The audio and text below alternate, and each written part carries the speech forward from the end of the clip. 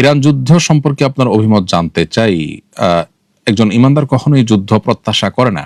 নবী করিম সাল্লাল্লাহু আলাইহি ওয়াসাল্লাম পরিষ্কারভাবে আমাদেরকে দোয়া শিখিয়েছেন এবং নির্দেশ দিয়েছেন। তিনি বলেছেন, তোমরা আল্লাহর কাছে নিরাপত্তা কামনা করো। আমরা নিরাপত্তা কামনা করব, কোনো অশান্তি যুদ্ধ আমরা চাইব না। এমনকি শত্রুপক্ষের সাথেও যুদ্ধ আমরা আল্লাহর কাছে চেয়ে নিব না। হ্যাঁ, যুদ্ধ যদি আমাদের উপরে তারা চাপিয়ে দেয় বা যুদ্ধ যদি আমাদের করতেই হয়, তাহলে শরিয়া দৃষ্টিকোণ থেকে যখন জেহাদ আখ্যায়িত করার মতো যুদ্ধ হবে, তখন সেই যুদ্ধে সামিল হওয়া সবার জন্য কর্তব্য হবে। অমুসলিমরা যদি মুসলমানদের ভূখণ্ডে আঘাত করে বা ইসলামের শত্রুরা যদি মুসলমানদের উপর আঘাত করে, তখন মুসলমানদের উপরে সে আঘাত প্রতিহত করা তাদের কর্তব্যের অংশ হয়ে যায় এবং সেখানে সামিল হওয়াটা ফরজ হয়ে যায়। কোনো কোনো ক্ষেত্রে সেটা ফরজে আইন, সবার জন্য মানাটা ফরজের পর্যায়ে পড়ে যায়। বর্তমানে যেহেতু ইরান যুদ্ধে আমরা একদিকে আমরা দেখতে পাই যে ইহুদি এবং খ্রিস্টানরা ঐক্যবদ্ধভাবে তাদের উপরে যুদ্ধ চাপিয়ে দিচ্ছে, অপরদিকে আপনার ইরান একরকম তাদের এই যুদ্ধে একরকম মাজলুমের অবস্থানে আছে। এই যুদ্ধে অন্তত কিছু অজুহাত দেওয়া হচ্ছে, যে অজুহাতগুলো আসলে কোনো প্রমাণিত কিছু না, এবং এরকম অজুহাত তারা যে করার ব্যাপারে দিয়ে তাদের বিরুদ্ধে যুদ্ধ চাপিয়ে দেওয়ার বহু নজির আছে। এই জায়গা থেকে, এই দৃষ্টিকোণ থেকে এখানে জালেম আর মাজলুম ডিফাইন করা গেলে একজন ইমানদার তিনি জুলুমের বিরুদ্ধে, জালেমের বিরুদ্ধে অবস্থান নেবেন। এটা হলো অবস্থানগত বিষয়। কিন্তু আমাদেরকে মনে রাখতে হবে যে ইরানের যে শিয়ারা আছে, আহলে সুন্নাত জামাতের মানুষের সাথে তাদের আদর্শগত পার্থক্যের একটা বড় জায়গা আছে।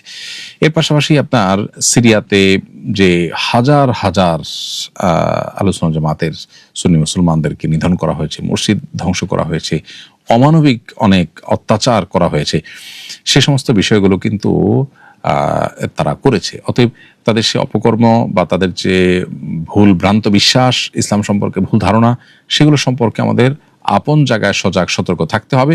একই সাথে আমার কারোর সাথে আদর্শিক ভিন্নমত আছে বলে তার প্রতি কোনো জুলুম হলেও আমি তার বিরোধিতা করবো, তার প্রতি জুলুমকে সাপোর্ট করবো, সেটা তো হতে পারে না। এই জন্য একজন ইমানদার কখনো জুলুমকে সাপোর্ট করতে পারেন না, বরং তিনি জুলুমের বিরুদ্ধে তার মানসিক অবস্থান থাকবে। এমনকি নিজের শত্রু যদি হয়, অমুসলিমও যদি হয়, সেও যদি জুলুমের শিকার হয়, তাহলে সেক্ষেত্রে জুলুমের বিরুদ্ধে ইমানদারের অবস্থান থাকবে।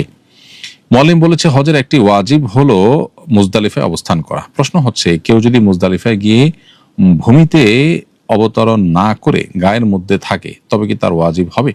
উত্তর হলো হ্যাঁ, তার ওয়াজিব আদায় হয়ে যাবে। তারপরও মুজদালিফা অবস্থানে মানে আপনার ল্যান্ডে তাকে বা জমিনে নামতে হবে এমন কোনো কথা না। মুজদালিফার মাটিতে সে প্রবেশ করেছে এবং রাত্রি যাপন করেছে, এটুকু যথেষ্ট মুজদালিফায় রাত্রি যাপনের জন্য। মেয়েদের জন্য ইসলামী নাশিদ শোনা কি জায়েজ?